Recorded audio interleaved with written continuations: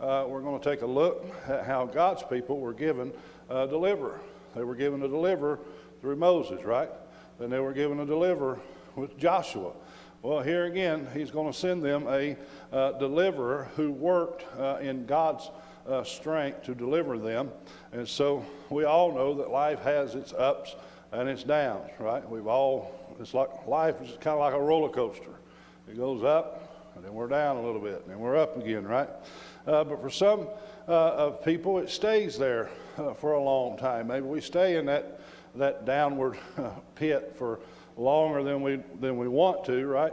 But what we see in Scripture is a God who loves His people. God loves us. We can never run from His love, right? We try to.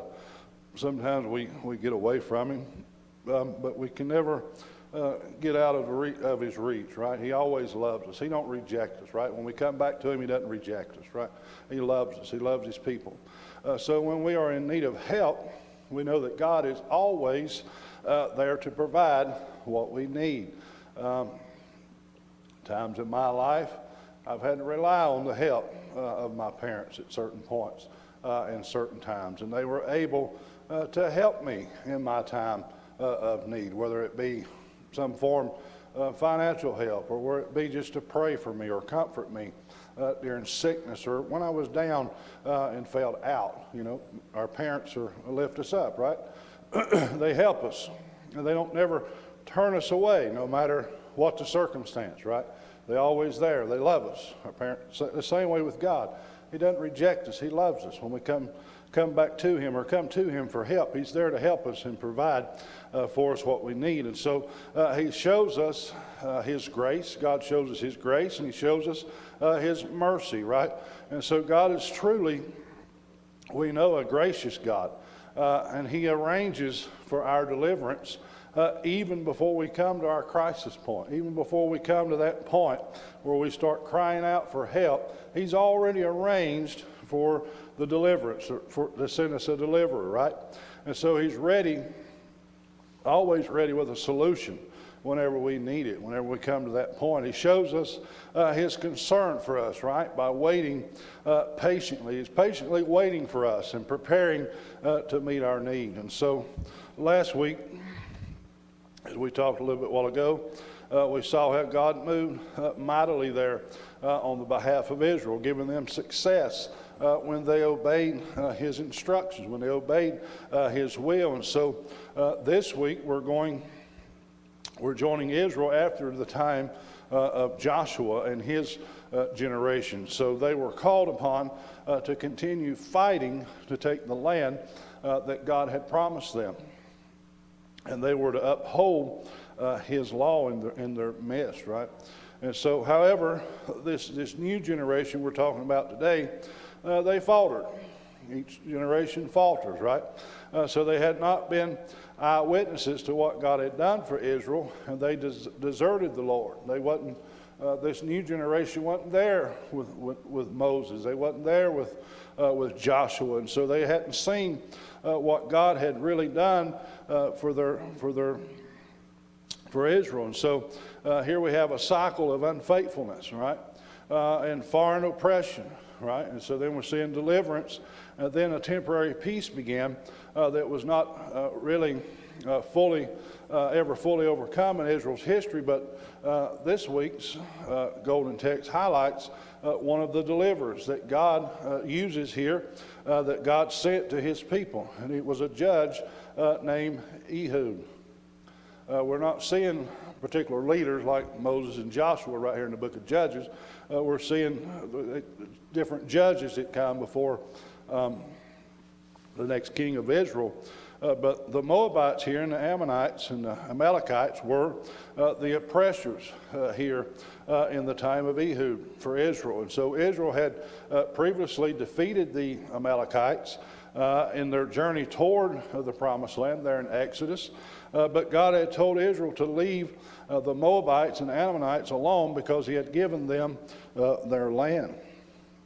And so now God was using these nations here to discipline Israel again because of their unfaithfulness, because of their lack of knowledge of who God was and not obeying his law. And so they started kind of into that pagan different things. And so God was going to use the Ammonites here as a chastising tool to get Israel to humble themselves and realize who their God was and who they were. They were his people.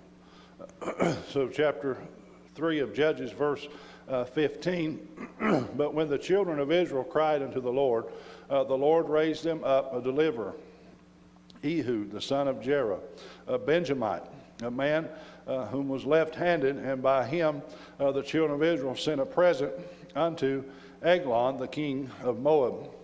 But Ehud made him a dagger which had 2 edges of a cubit length, and did gird it under his raiment upon his right thigh. So after living here in subservience to Eglon, the pagan king of Moab, for the last 18 years, the people of Israel were at their breaking point. They'd finally come to a point to where they needed God to intervene for them. They'd had enough of putting up with this Moab king, this Eglon. And so they cried out to God, and God sent them, Ehud, to them. And so the Israelites here, they cried out to the Lord only because of their suffering they were going through at the hands of their enemies. And so it wasn't because they had come to a conclusion that God was worthy to be praised, or in contrast to the idols they had turned to that they were worshiping. In some cases, they worshiped the false gods of their enemies as well as their neighbors. But when they finally remembered how the Lord had helped their ancestors, even though they wasn't there, they had heard the stories, right? They had heard the history of how God had brought them, the children of Israel, out of Egypt using Moses, and how he used Joshua to defeat there in Canaan, to take over the city of Jericho. So we've not always been around when things have happened in the past, but we've heard the stories. We've heard the history of things, right? And so these children of Israel, this new generation, they had heard those things, and so they knew that the Lord had helped their ancestors. So if he'd helped them, surely he would help them, right? And so they called out to God in their distress. And a lot of times we won't call out to God unless something bad happens, unless we get a bad report. Sometimes we won't call out to him a lot of times. So we need to call out to him in the good times, not only in the bad. But these children of Israel here, they had finally reached their breaking point. They were in such distress that they tried every option they knew to try. So they thought, well, we'll cry out to the God that delivered our ancestors. And so God helped them by raising up this particular qualified leader that was called Judge Ehud. And later we know that he raised up King Saul, who, going through the Old Testament, came from the tribe of Benjamin. Ehud was a Benjamite. And so after God saved them, that generation worshiped the Lord as the one true God, right?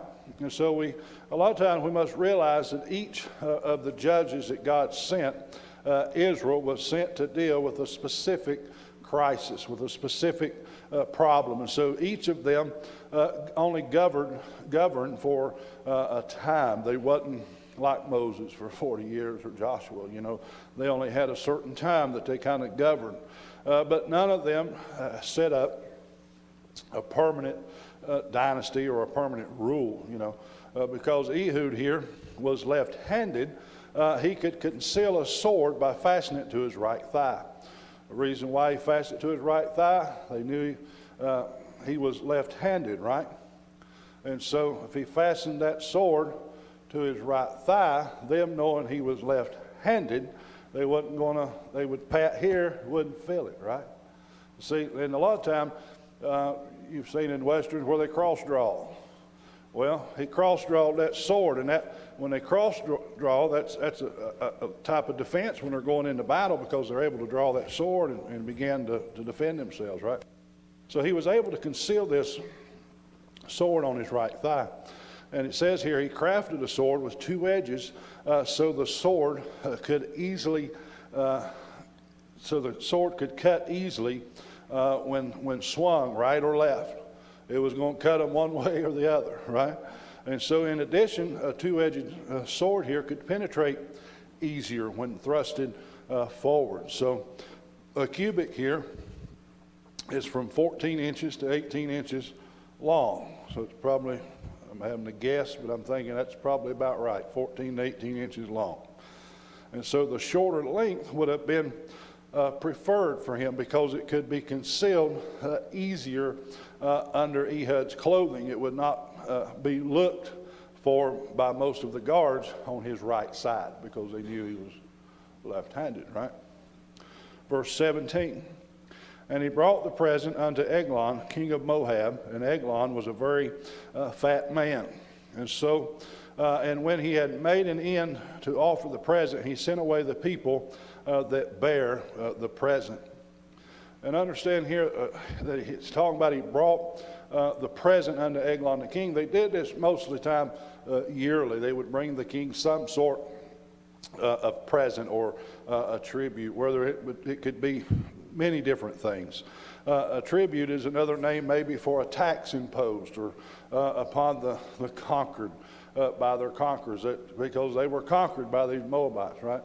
And so because Ehud certainly did not intend to commend King Eglon, right, for oppressing the Israelites, in the days of Jesus' early ministry, we know the Romans collected tribute from the Jews using tax collectors, whom the Jews we know despised. They didn't like tax collectors. So the writer here sets the stage for what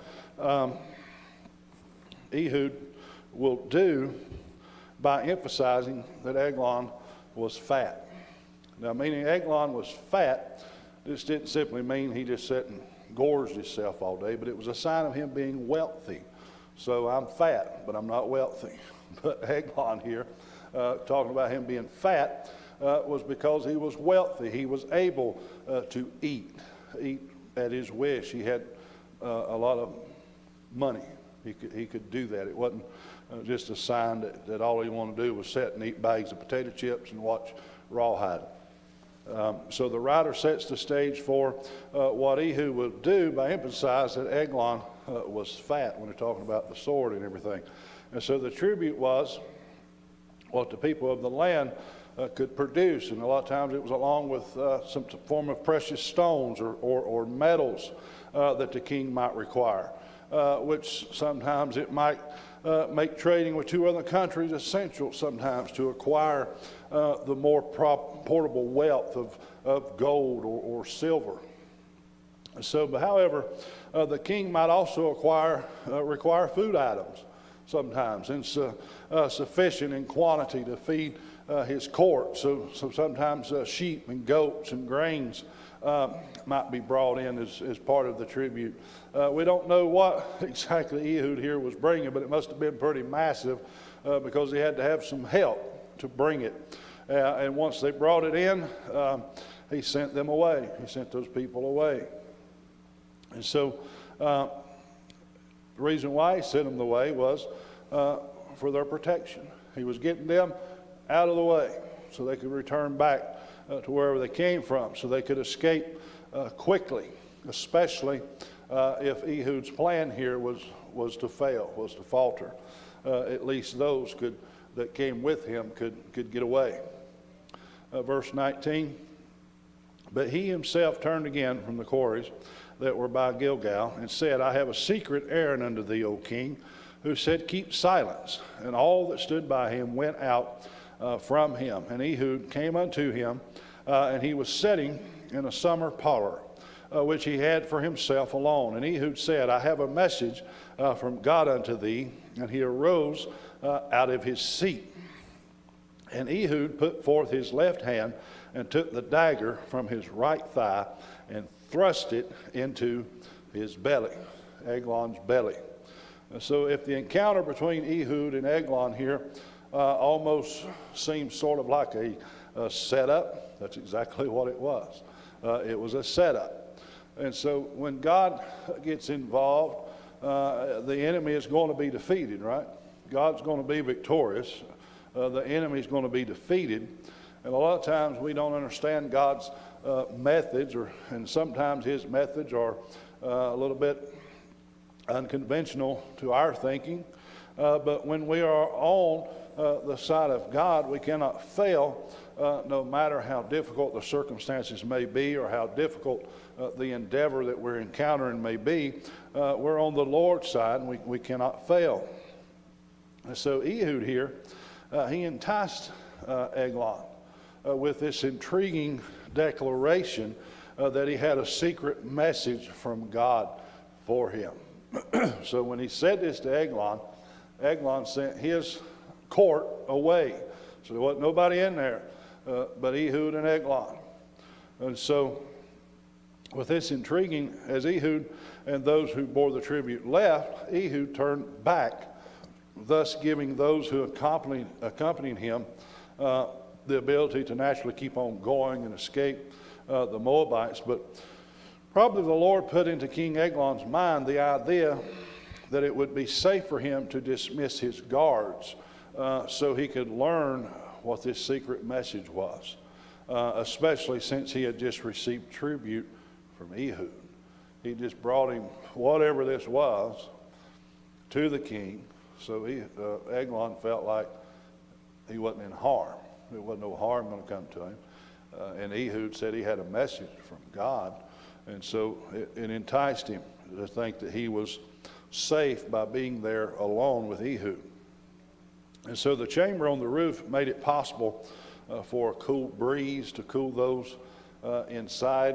And the king's palace here with its elevated room probably stood as the highest building there in the city. So nothing could have blocked a cool breeze from blowing through. But Ehud claimed to have a message from God for Eglon. And in his arrogance here, King Eglon probably assumed any message from God for him could be good news.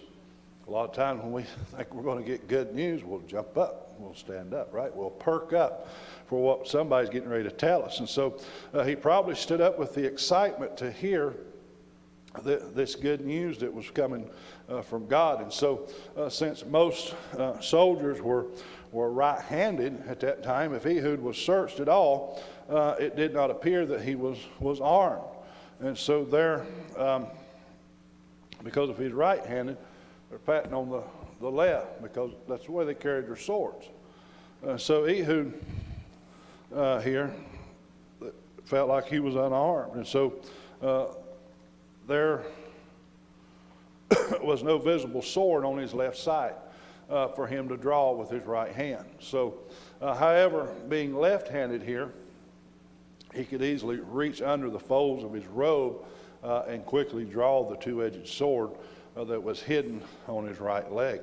And he thrusted this sword, and it was double-edged, so it made it easier to penetrate that fat of Eglon. And so this is where we're at now. He's went in and took care of this king. Eglon's gonna die here. Verse 22, and the half also went in after the blade, and the fat closed upon the blade so that he could not draw the dagger out of his belly, and the dirt came out. Then Ehud went forth through the porch and shut the doors of the parlor upon him and locked them.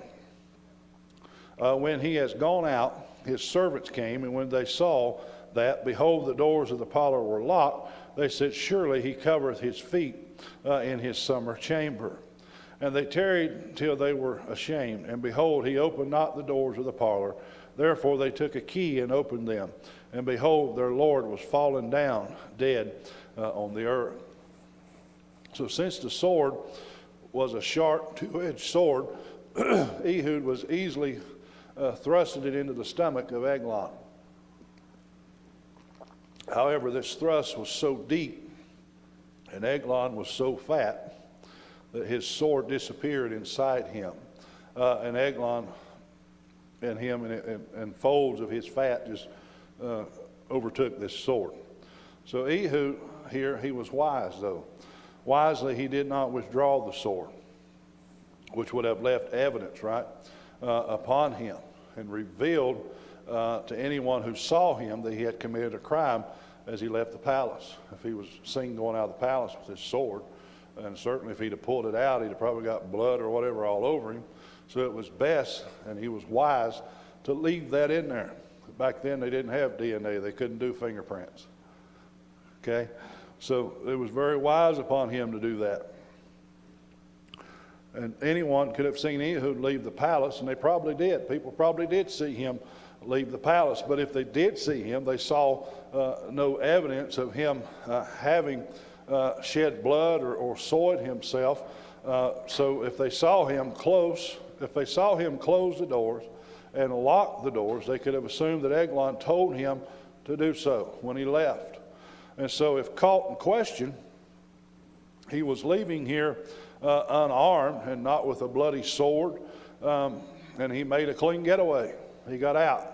And so it makes us ask the question, though, of how God could allow such a cruel killing. That sounds pretty cruel, the way that this happened, but even though Eglon was the enemy, but we've got to understand that God always acts decisively on behalf of his people against those who torment them, against the enemy that comes against his people. So with this, especially in the Old Testament, we've seen a lot of things with the plagues he did in Egypt, different types of things. And so it related to Israel is a pattern for how God deals with us or with our enemies. And so anyone who came against his people was defeated. Anyone that come against them, they were defeated, except the only time the people that wasn't defeated, like here, he had to send to deliver Ehud for these Ammonites and Eglon here. But the only time they wasn't defeated for any length of period of time was when God was disciplining his people. When he's trying to teach them a lesson, he allowed them to be oppressed, right? He allowed them to be under rule of foreign leaders, foreign countries. And so, and the reason being, that was his way of chastising them. That was his way of disciplining the children of Israel. And so, the idea of a deliverer to them, though, we've got to remember was very familiar to the Israelites, of a deliverer, because it was part of their history. God always sent someone to help deliver them, right?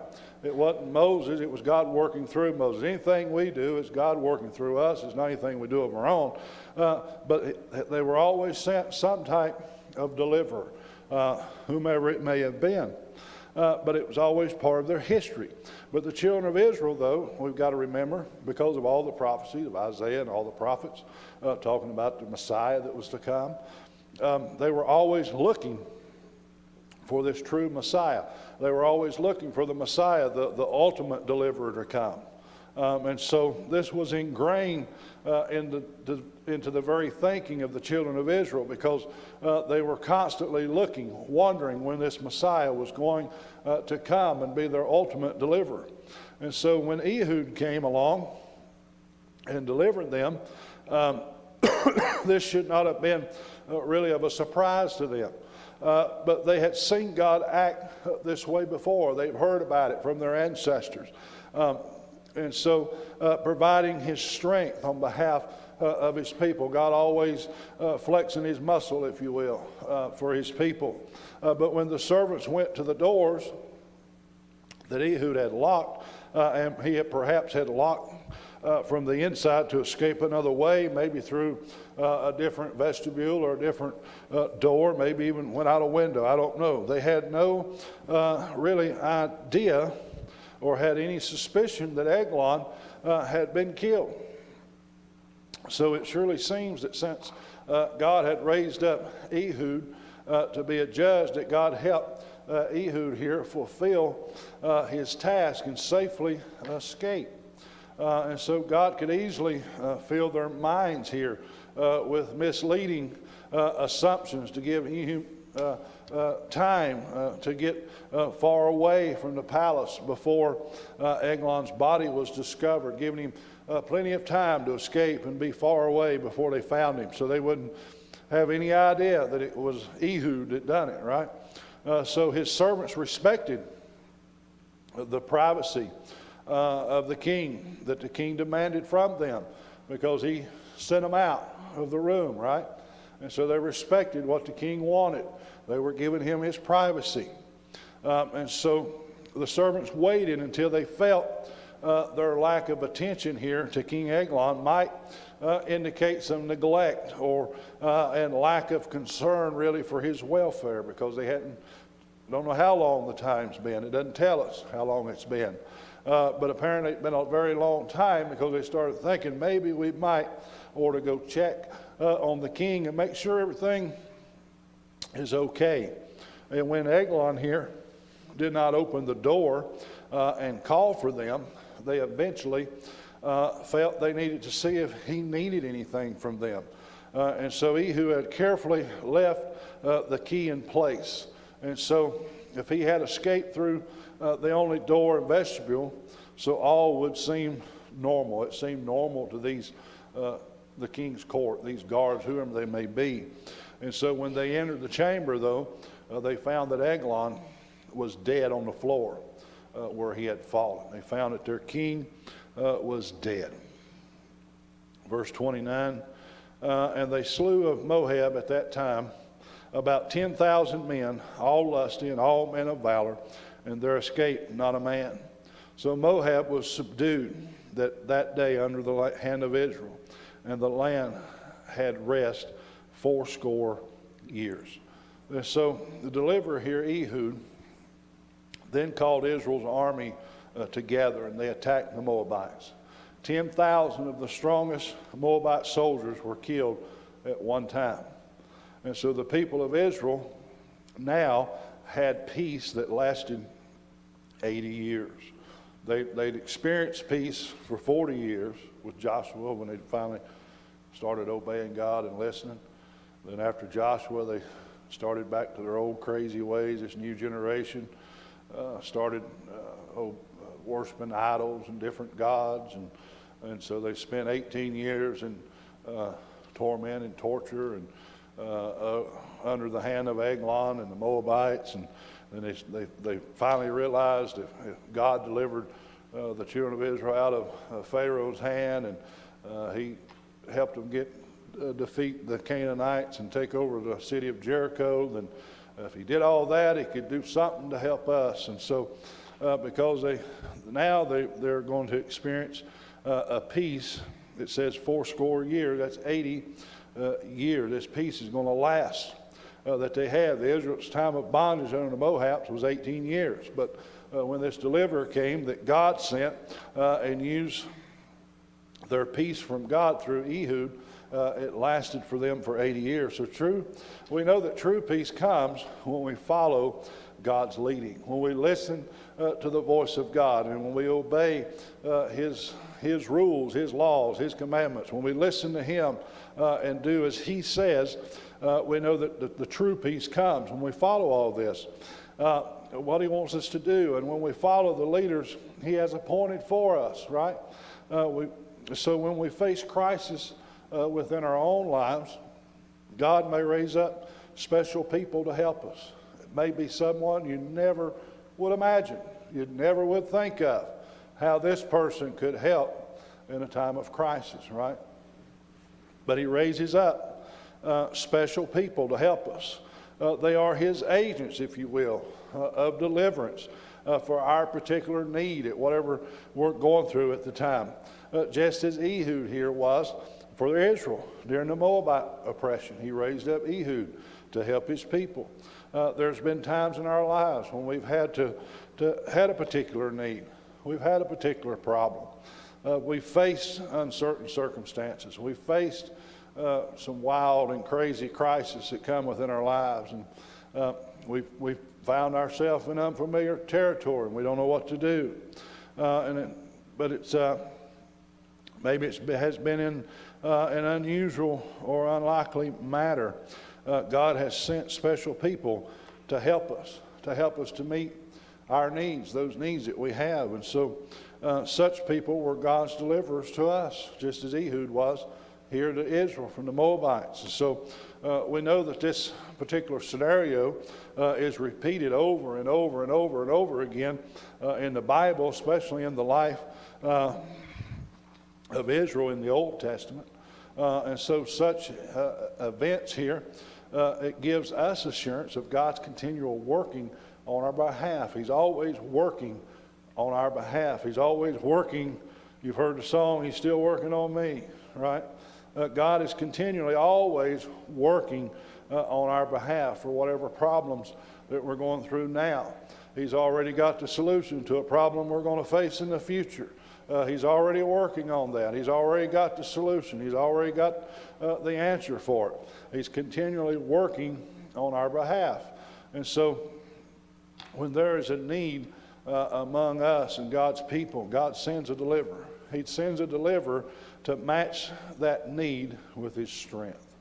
Whatever that need is, He sends the right person or the right people with the right amount of strength for the occasion, for whatever the need is. He sends that, what's needed. He sent that through Ehud, right? Ehud had the strength to go and do what he needed to do. He had the ability. He was sneaky enough to get into the king's court. He had the king's confidence to where he could catch him alone, to where he could kill him, right? And he had the strength to see the mission through. So God will send a deliverer to us, working on His behalf, God working through them, but He'll send that deliverer that has the strength to see the mission through, to be there with you to get it accomplished. And so God will always work on the behalf of His people. He'll always work on our behalf. So we should heartily, though, make us that much more willing to obey Him, to obey the will of God and follow His rules, right? So we don't find ourselves as the children of Israel here again, not obeying the rules of God, not obeying Him, not following Him, and cause ourselves to get in a certain pit, right? But sometimes He sends us deliverers to match our needs at a specific time, whatever the circumstance or problem. God planned to put these deliverers in place long before we ever began encountering the crisis. He's already got the plan in place. He's already got the one He's going to send to help with the deliverers, right?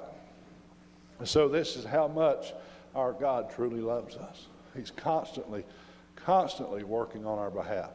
Whatever the problem may be, whether it be sickness coming our way, don't matter, whatever the crisis, whatever the circumstance, God has already got the plan in place. He's already got it all worked out. He already knows who He's going to use to help us to get through that problem, to get through that circumstance, or to get through that crisis, because He loves us. He loves His children. So I trust you got something today learning about Ehud here, who was a deliverer for Israel when God needed to use someone, when the children of Israel got themselves in a predicament that they couldn't get out of. They called upon God in their distress. We don't want to, we falter in life a lot of times. We've all got good intentions, right? Everyone's got good intentions, and bad things happen to good people, and sometimes we find ourselves bring things on ourselves, not thinking or not looking at all perspectives or whatever the case may be, but God is still there. He's not left us. He's not going to reject us when we call out to Him in our distress, because He loves us just like He loved Israel. Israel's His chosen people. He loved the Israel. And so when they found themselves that they got in a hole they could never get out of, they started calling out to God in their distress. And God, once again, showed His love and His mercy for His people. And so we're His people, just like the children of Israel here in this particular story. And He's standing there waiting patiently with open arms for us to call upon Him, and He'll send us the help that we need. Mom, will you dismiss us today?